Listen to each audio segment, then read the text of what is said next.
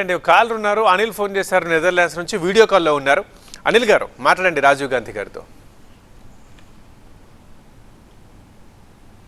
Hello yeah Anil గారు వినపడుతుంది. So అడగండి మీ క్వశ్చన్ ఏంటో.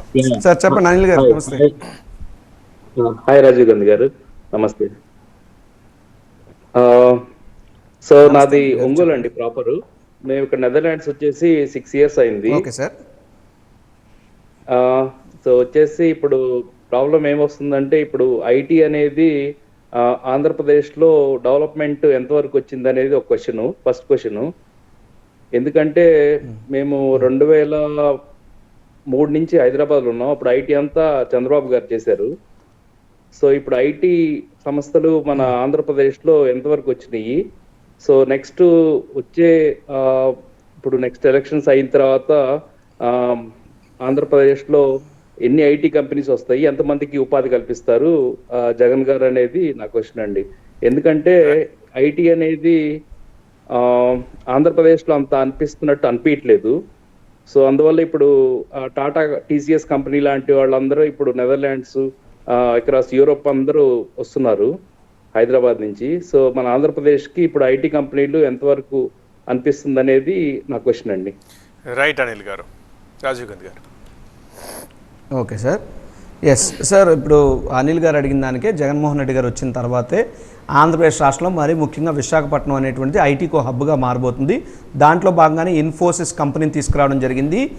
ఆ కంపెనీ ఆల్రెడీ రన్నింగ్లో ఉంది. అదేవిధంగా ప్రపంచంలోనే ప్రఖ్యాత టాప్ కన్సల్టెన్సీస్ కంపెనీస్లో ఒకటైనటువంటి Randstad company Visakhapatnam Isukathota జంక్షన్లోనే ఉన్నది. కెమెరాలు పట్టుకెళ్తే కనబడుతుంది. అదేవిధంగా పల్సెస్ అనేటువంటి ఒక సాఫ్ట్వేర్ కంపెనీ విశాఖపట్నం మద్దిలపాలెం తర్వాత వచ్చేటువంటి సచిన్ జంక్షన్లోనే ఉంది. ఎవరు వెళ్ళినా సరే పల్సెస్ కంపెనీ వాళ్ళకి కనబడుతుంది. మధురవాడలో ఆదాని డేటా సెంటర్కి జగన్మోహన్ రెడ్డి గారు ఆల్రెడీ శంకుస్థాపన చేయడం కూడా జరిగింది.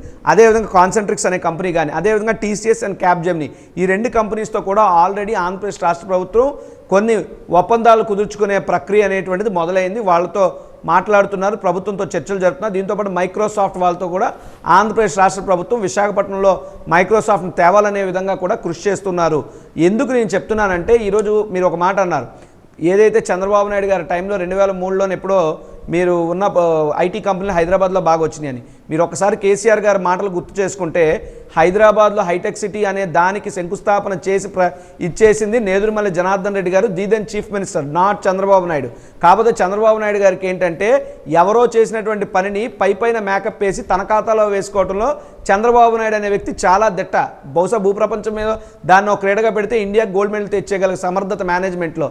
కానీ జగన్మోహన్ రెడ్డి గారు, మా ప్రభుత్వంలో ఉన్నటువంటి ఇబ్బంది ఏమిటంటే, మేము ఎంత చేసినా ప్రచార లోపం మాలో ఉంది. ఇక్కడ విషయం ఏమిటంటే, మ్యాటర్ వీక్గా ఉన్నోడికి పబ్లిసిటీ పీక్లో కావాలి, మ్యాటర్ పీక్లో ఉన్నోడికి పబ్లిసిటీ వీక్లో ఉన్నది. కాబట్టి ఏంటంటే, మేము చేసినటువంటి అభివృద్ధి, తెచ్చినటువంటి కంపెనీలు రేపు రాబోయేటటువంటి ఎన్నికల రిజల్ట్తోనే కనబడతాయని చెప్పి మా ఉద్దేశం. అట్ ద సేమ్ టైం రేపు 24లో మళ్ళీ గెలిచిన తర్వాత కూడా ఈ ఏదైతే టీసీఎస్ కానీ, క్యాప్జెమిని కానీ, మైక్రోసాఫ్ట్ కానీ ఇటువంటి కంపెనీలోనే వాటన్నిటిని కూడా తీసుకొచ్చి ఆంధ్రప్రదేశ్ రాష్ట్రంలో సాఫ్ట్వేర్కి ఒక ఐటీ హబ్గా విశాఖపట్నాన్ని తీర్చిదిద్దాలనేటువంటి లక్ష్యంతో మా ప్రభుత్వం ముందడుగేస్తుంది. రైట్ రాజీవ్ గాంధీ గారు. అనిల్ క్వశ్చన్ అడిగారు. అదొక క్వశ్చన్కి కౌంటర్లాగా కాకుండా మీరు కూడా భరోసా ఇవ్వాల్సిన అవసరం ఎంతైనా ఉంది యూత్కి ఖచ్చితంగా. ఎందుకంటే ఐటీ అనేది ఎక్కడికో పోకుండా రాష్ట్రంలోనే ఉండాలని. ఎస్ ఎగ్జాక్ట్లీ, అందుకే ఇంపార్టెంట్ క్వశ్చన్ అడిగారనే చెప్తున్నాను అంతే. అసలు ఒకటి పృథ్వీ గారు, ఒక సబ్మిషన్ సార్, పోకుండా అన్నది కాదు, అసలు ఎప్పుడు రాలా. విశాఖపట్నంలో కానీ ఆంధ్రాలో కానీ చెప్పుకోవడానికి ఒక్క ఐటీ కంపెనీ లేదు. ఉమ్మడి ఆంధ్రప్రదేశ్లో 98% of the companies are in Hyderabad. అది రాజశేఖర రెడ్డి గారి వల్ల అప్పుడు జరిగింది. అద్భుతమైనటువంటి ఐటీని అంతా కూడా రాజశేఖర రెడ్డి గారు తీసుకొచ్చారు. సరే, ఎప్పటికైనా ఖాతా మాత్రం చంద్రబాబు నాయుడు గారు ప్రచారం చేసుకుంటారు, అది ఆయన ఇష్టం. బట్ ఆంధ్రప్రదేశ్ రాష్ట్రంలో ఏ ఒక్క ఐటీ కంపెనీని 2014 నుంచి 19 మధ్యలో చంద్రబాబు నాయుడు గారు తెచ్చింది లేదు. 14 ఏళ్ళు ముఖ్యమంత్రుల్లో 5 ఏళ్ళు కదా ఆంధ్రప్రదేశ్, అవశేష ఆంధ్రప్రదేశ్లో పరిపాలించారు. 9 ఏళ్ళు ఉమ్మడి ఆంధ్రప్రదేశ్లో పరిపాలించి ఇన్ని కంపెనీలు, ఎంత హైదరాబాద్ని నిర్మించిన ఆయన 5 ఏళ్లలో ఎందుకు ఒక్క ఐటీ కంపెనీని కూడా తేలేకపోయారు? దాన్ని మనం ఆయన ప్రశ్నించాలి. జగన్మోహన్ రెడ్డి గారు తెచ్చిన కంపెనీల లిస్టుతో సైతం గొక్క తిప్పుకోకుండా మీకు అన్ని కూడా నేను చదివి వినిపించడం జరిగింది. దయచేసి కాలర్లు ఎవరికి కౌంటర్లు ఇవ్వడం నా ఉద్దేశం కాదు. వాస్తవాన్ని TV9 అనే వేదిక ద్వారా కాలర్లకి మరింత చేరువ చేయాలనే ఉద్దేశంతోనే నేను మాట్లాడుతున్నాను. ఎగ్జాక్ట్లీ, నేను కూడా మీరు ఇచ్చాను అనలేదు, ఆ ప్రశ్న యొక్క ప్రాధాన్యతనే చెప్పాను అంతే. ఎగ్జాక్ట్లీ, మీరు భరోసా ఇవ్వాల్సిన అవసరం ఉంది. చాలా మంది మనసుల్లో మెదిలే ప్రశ్న అది అనిల్ గారు అడిగింది, అందుకే నేను అలా మళ్ళీ చెప్పాను. రైట్ అండి, నెక్స్ట్ కాల్